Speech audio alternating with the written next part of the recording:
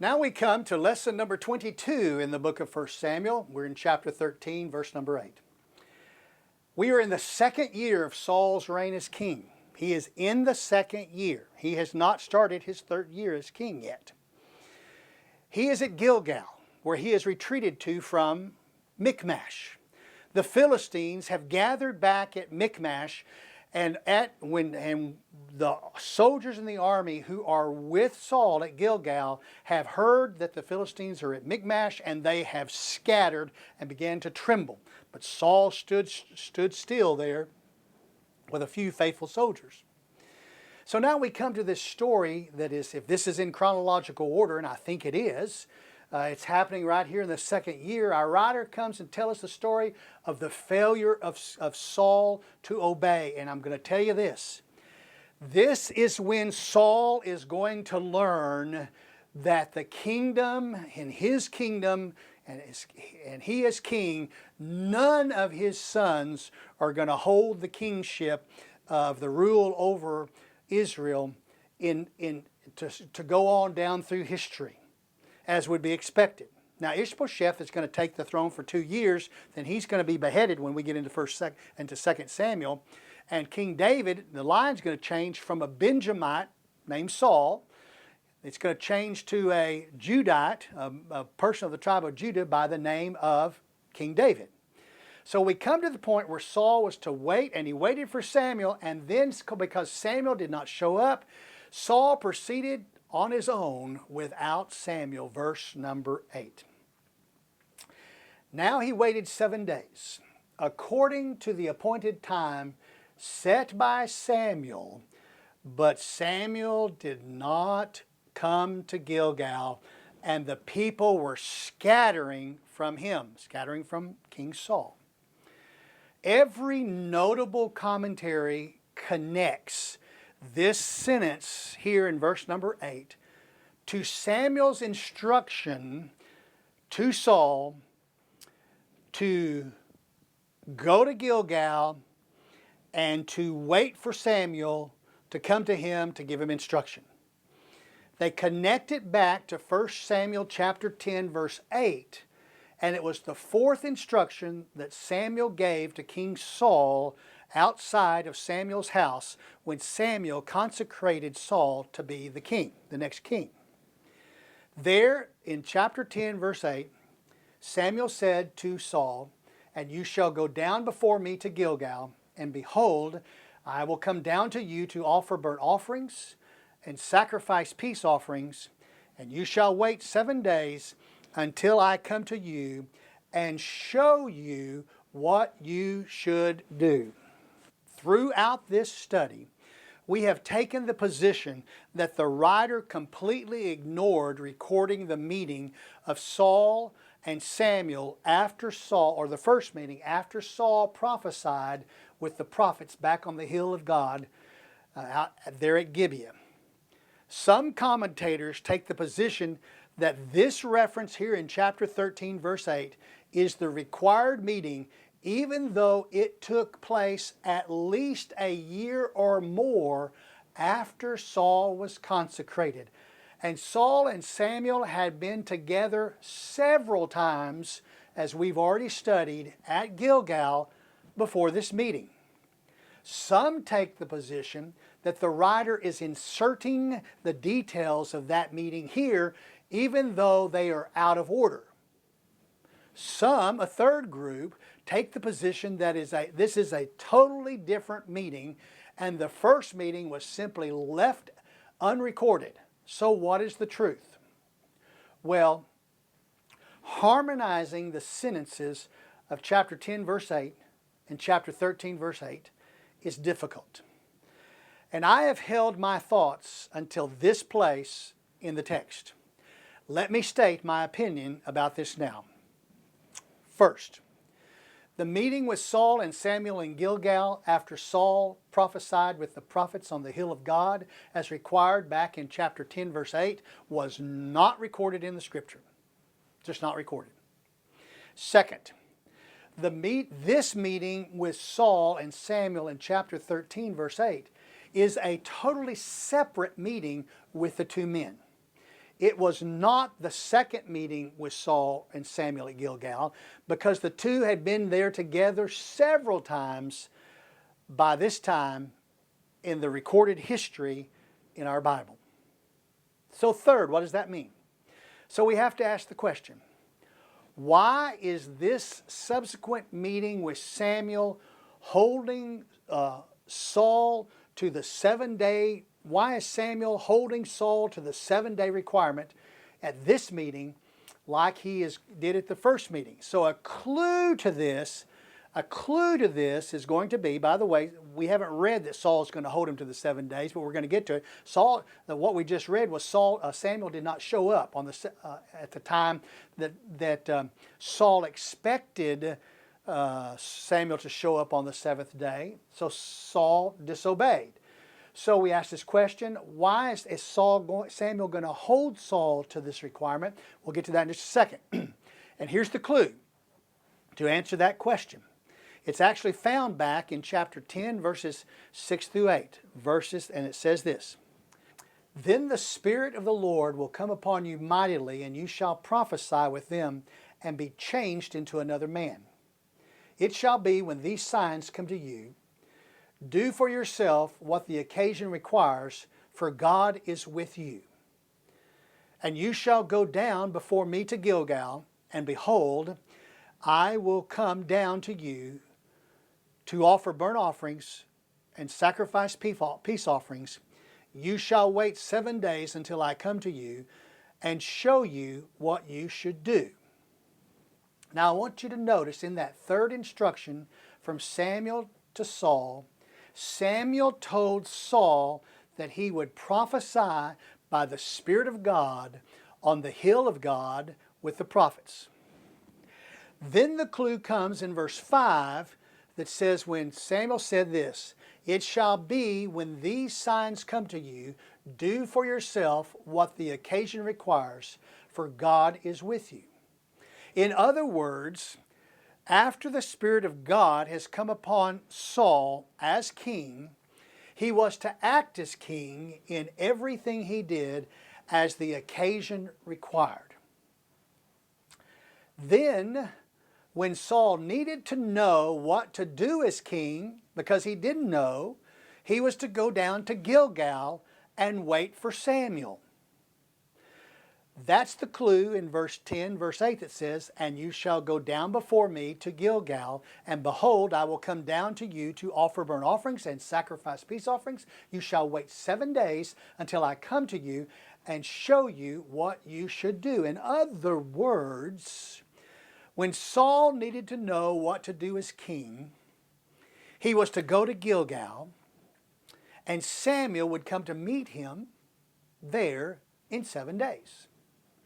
Notice also that at Gilgal, Samuel would offer the burnt offerings and the sacrifice offerings for Saul before telling Saul what he needed to do as king.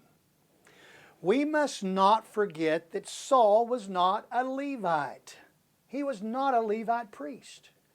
And therefore he could not make the offerings. It took Samuel to make the offerings for Saul because Samuel was a priest. Now what we are saying here is this. It seems that on Saul's dedication day, Samuel promised Saul that they would meet at Gilgal, close to Saul's hometown of Gibeah, and there Samuel would entreat the Lord for Saul's direction as king.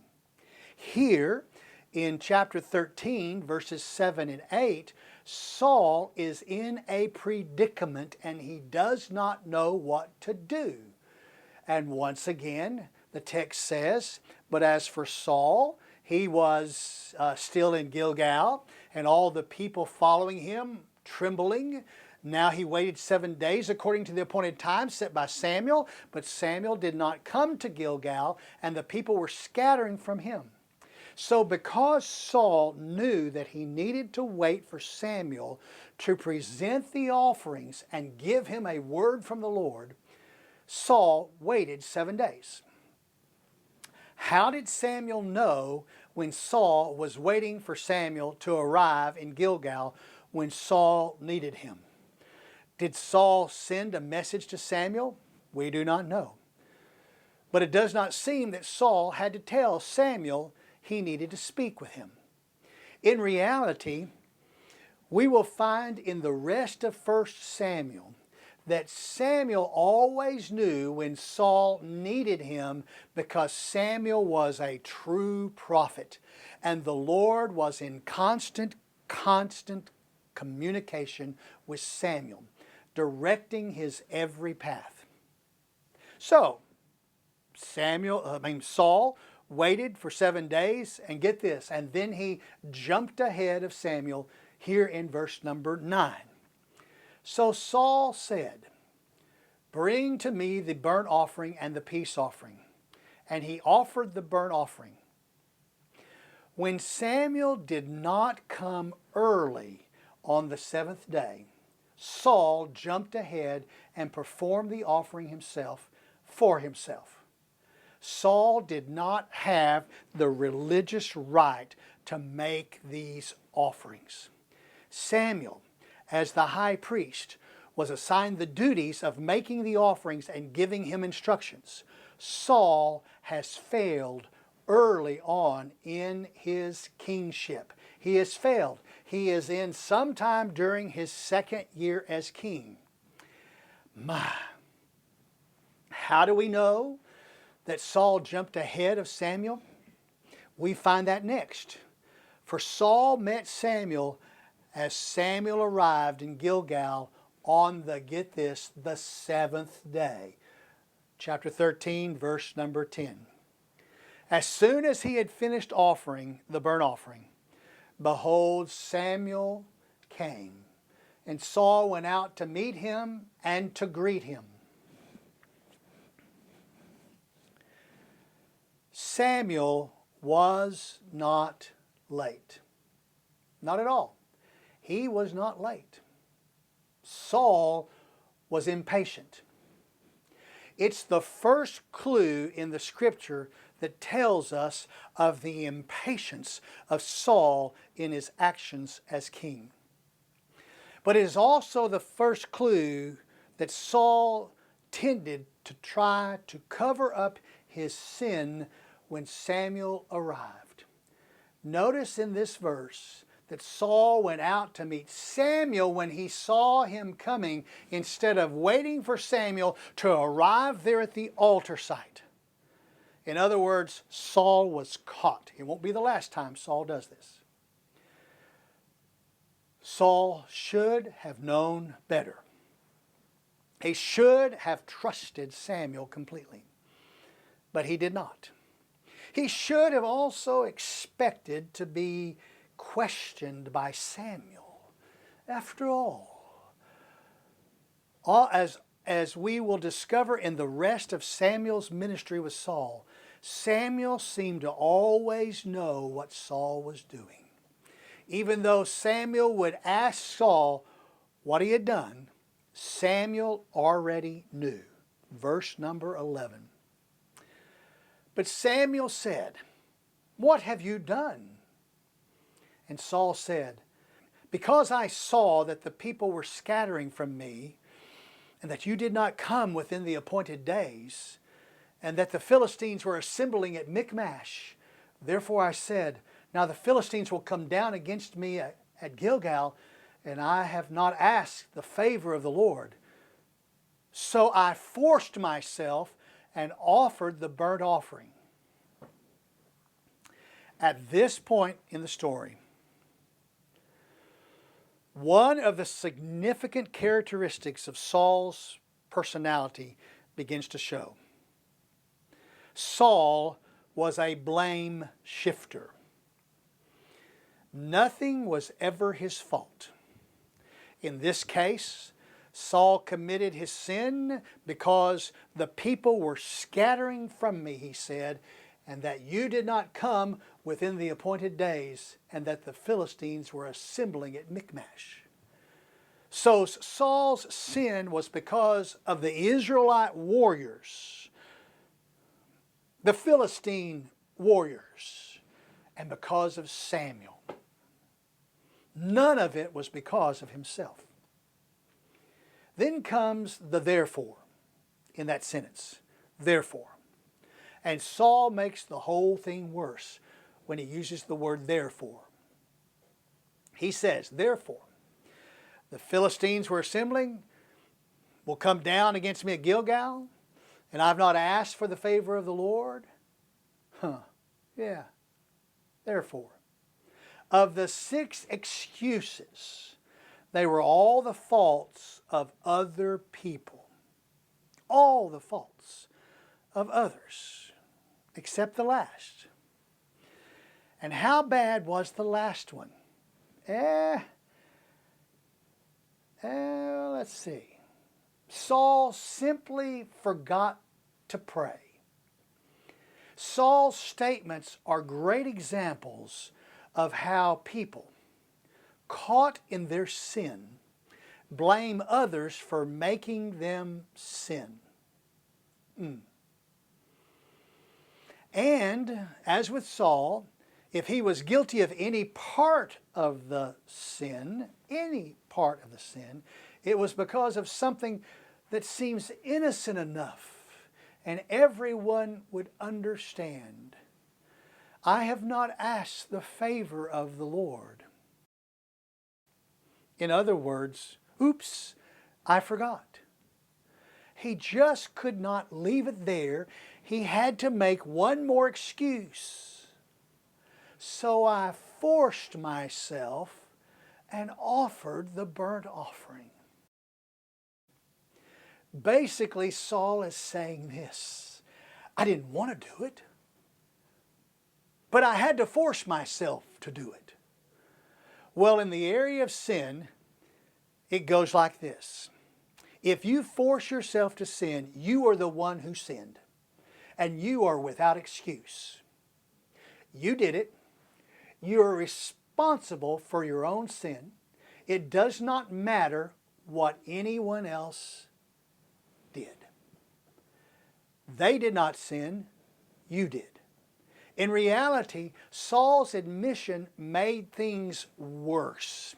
He admitted to a greater sin than all the others. He, by offering the burnt offering, placed himself in a role that the Lord did not ordain him to have. Since the days of the Exodus, the ordained priest presided over all offerings. Saul may have been the king. He may have been a prophet, but he was no priest. The priest office was designed for a certain line of men, the men of the tribe of Levi. Saul was a Benjamite. Saul crossed a grave line and he broke the commands of the Lord. In the Lord's plan, the people brought their offerings to the priest. The priest presided over their worship. Saul did not have the authority to do it for himself. And in addition, let us pretend that Saul was a priest. In that case, he could have brought his offering to the Lord. But a different priest, get this, would have had to preside over it, because a priest was not allowed to preside over his own offering before the Lord. So with that, Saul was totally out of line either way, but he wasn't a priest. He did not have the right in any way to preside over the worship of the burnt offerings for himself. What have you done? Samuel asked. He had committed a grave sin against the Lord. Let us not forget for one moment, one point in this passage. In verse 10, the writer told us, as soon as he finished offering the burnt offering, behold, Samuel came. What is the point in covering that verse? Again, I can tell you it's this. It is a reminder that it was not Samuel who sinned, because he indeed arrived on the 7th day.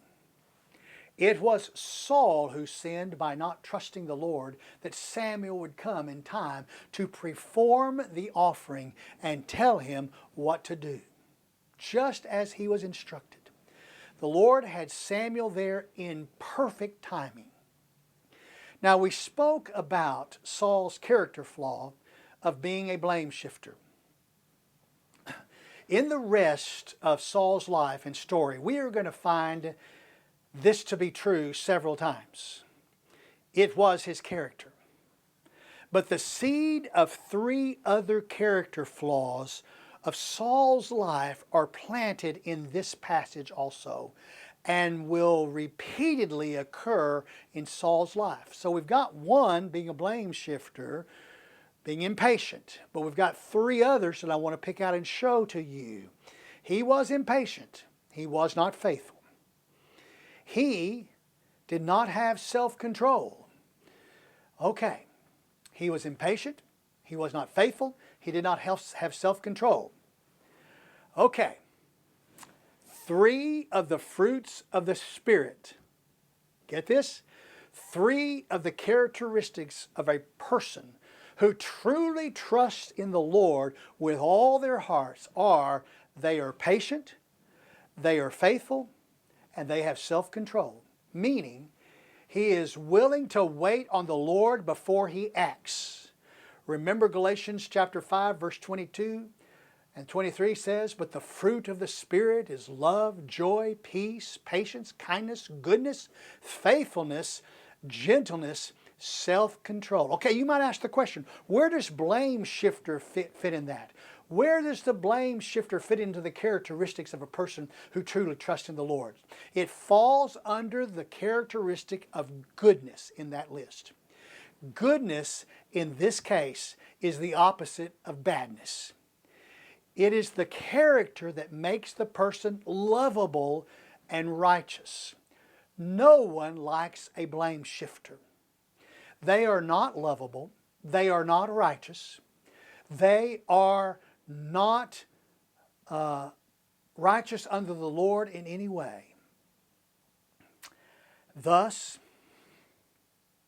in this one instance at Gilgal, the storyline has planted the seed of the character of King Saul being in opposition to four of the fruits of the Spirit. The only ones left are love, joy, peace, kindness, and gentleness. That's what remain. Hang on. Before we end the story of Saul, he had trouble with all the fruits of the Spirit of those who totally trust in the Lord God. Well, in Saul's second year as king of Israel, he has sinned greatly against the Lord. Now, how bad was his sin? I'm telling you, it was terrible. As we discovered when we saw Saul reprimanded by Samuel. Here we are. We're going to see Saul reprimanded by Samuel, verse number 13. Samuel said to Saul, "You have acted foolishly. You have not kept the commandment of the Lord your God, which he commanded you. For now the Lord would have established your kingdom over Israel forever, but now your kingdom shall not endure. The Lord has sought out for himself a man after his own heart, and the Lord has appointed him ruler over his people, because you have not kept what the Lord commanded you." Then Samuel arose and went up from Gilgal to Gibeah of Benjamin. Oh my! Saul's sin was so bad that Samuel reprimanded him, and he revealed two things. First of all, he revealed that Saul's kingdom would not endure. And second, the Lord was seeking Saul's replacement. Why? It was because Saul did not keep what the Lord had commanded him to do. So let us deal with this first punishment as we end this lesson. What did it mean when Samuel said, "For the Lord would have established your kingdom over Israel forever, but now your kingdom shall not endure"? We have already seen that the Lord hand out this punishment before with another person in the text. It was with Eli and as the high priest. If you remember, Eli failed to control his worthless sons who were acting sinfully as a priest with the people. Years before Saul was king, years before Saul became king, the Lord spoke to Samuel when he was just a boy and told him about Eli's sin. And when questioned by Eli, Samuel told Eli what the Lord told him. And the Lord told him that the Lord had made up his mind and Eli's 2 sons would die on the same day. And in addition, the lineage of Eli would be cut off forever from serving as high priest. The Lord was already ready in the process of choosing the new line of Aaron to serve as the high priest, if you remember. Eli died on the same day of his 2 sons. Zadok became the high priest, and his descendants as high priest served as high priest from that time on. And even into the days of Jesus, the high priests were all direct descendants of Zadok. Eli's priestly line would not endure. It would be cut off, and another line of Aaron would take the high priesthood, and his descendants would fill that office forever. So let us pause for just a moment. And we're going to see that just like what the timing of Eli's and what happened with Zadok and how it all occurred exactly as it was supposed to happen. And the same thing, in the same way, is promised to Saul by Samuel, that your line will not endure. I have some more to say about this, but we will have to wait until our next time together to talk about that.